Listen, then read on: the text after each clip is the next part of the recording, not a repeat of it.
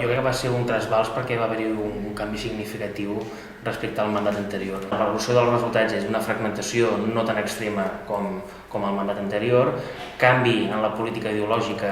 Jo crec que a les esquerres recuperem l'hegemonia ideològica que tradicionalment teníem al municipi i crec que això és positiu i per tant deduint llegint de les lectures de les eleccions, el qual sempre és subjectiu, perquè quan fas una lectura de les eleccions evidentment intenta ser el més objectiu possible, però sempre surt una mica el que tu creus o l'interès que tu treus, però interpretem que hi ha unes ganes de fer un govern d'esquerra. Vam fer el traspàs i l'arqueig de la situació de les finances municipals. Després, el dilluns, perquè això va ser un dissabte, el primer que vaig fer és anar a saludar els treballadors i treballadores de la casa, ficar-me a disposició d'ells, fer una presentació i prendre un contacte i ràpidament marxar a una mesa de contractació que ja estava prevista i planificada. Anem a un mandat a 4 anys en què per sort tenim un nivell de vida assolit al municipi aquí i arreu i per tant el que es tracta és de millorar el que ja es fa pel que fa a serveis municipals i després millorar el tema de rendició de comptes. Això implica més transparència, més participació ciutadana i més ètica, també amb la presa de decisions. Jo crec que la gent ja no vol votar només cada 4 anys, sinó que li hem de donar eines, els hem d'empoderar perquè puguin exercir un rol fiscalitzador i que puguin demanar a l'equip de govern o l'Ajuntament el que creguin que han de demanar. Per exemple, de moment de forma molt simbòlica, perquè portem 10 dies i com aquell qui diu que pel que fa a Esparreguera encara no tenim govern, perquè estem en plena negociació de pactes, el que s'ha fet des de l'alcaldia és publicar una agenda de caire setmanal perquè tots els regidors i regidores que vulguin de l'oposició puguin acompanyar l'alcalde a les reunions.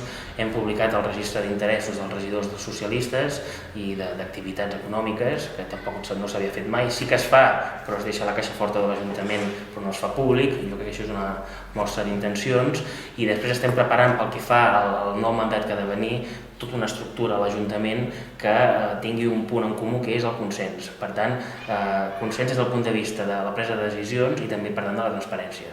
És el tema del manteniment de la vila, que hem de fer un pla de xoc per millorar la netedat que hi ha ara mateix i prendre mesures que serveixin perquè la gent torni a agafar confiança a la ciutadania vers l'Ajuntament. Jo crec que aquests darrers anys hem entrat en un cercle viciós en què la gent s'ha sentit llunyant a l'Ajuntament amb les preses de decisions. Per tant, com abans m'hi referia, fer tot un arquetip de funcionament que vagi sota el principi de consens i també sobre el principi de col·laboració amb la ciutadania, que la gent es pugui sentir còmplice de les decisions que es prenen aquí a l'Ajuntament. Totes no, perquè hi ha hagut alguna que ha quedat pendent, que era la del carrer del Ferran Puig, hi ha algunes que s'estan en execució, altres que han quedat també encara pendents, s'estudiaran, però almenys per part de l'alcaldia la proposta serà seguir el que s'ha fet, és a dir, no ha de suposar un trencament a l'administració, no canvia de règim quan hi ha unes eleccions, sinó que diguéssim, dins del canvi hi ha una certa continuïtat. Si hi ha una feina feta, doncs evidentment s'ha de revisar, però tampoc es pot paralitzar l'esforç que s'ha fet prèviament.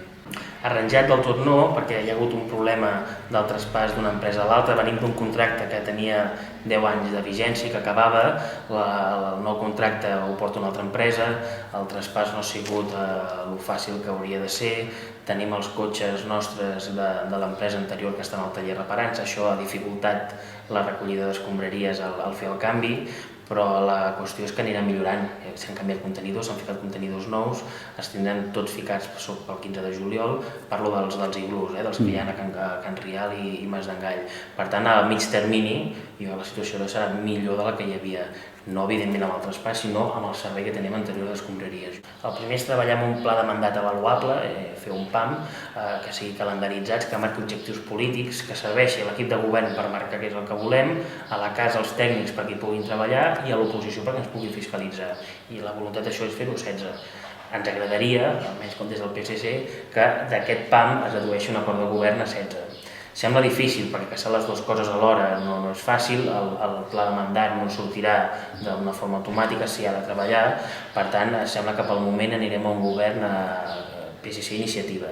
Si després el podem ampliar amb la participació de la CUP i Esquerra, seria fantàstic. Després què vol dir? Després potser de cara al setembre, a l'octubre, a la tardor. Estem muntant una arquitectura nova de funcionament. Volem canviar el funcionament de les comissions informatives, les juntes de govern les volem fer obertes, per tant, no volem que vagi a ple cap tema que prèviament no s'hagi consensuat i parlat amb l'equip de govern i l'oposició. Si hi ha un punt a ple que no arriba prou madur, es retira de l'ordre del del dia i punt. Seria una mica la lògica, no calcat evidentment, però que hi ha a Brussel·les amb el Parlament Europeu intentant aplicar-ho una mica a nivell local.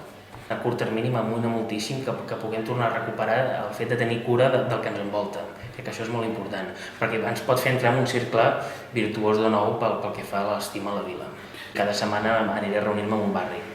Primer serà a Mas d'Engall, després a La Plana, sembla que el tercer que hem de planificar és Can Vinyals i anirem fent una roda. Tots que ens en sortim plegats de forma col·lectiva puguem emprendre un cercle virtuós en el que l'Esparreguera pugui tornar a reeixir no només l'Ajuntament, sinó que l'Ajuntament fiqui les eines perquè la gent pugui fer el seu projecte vital a la vila. Això seria magnífic.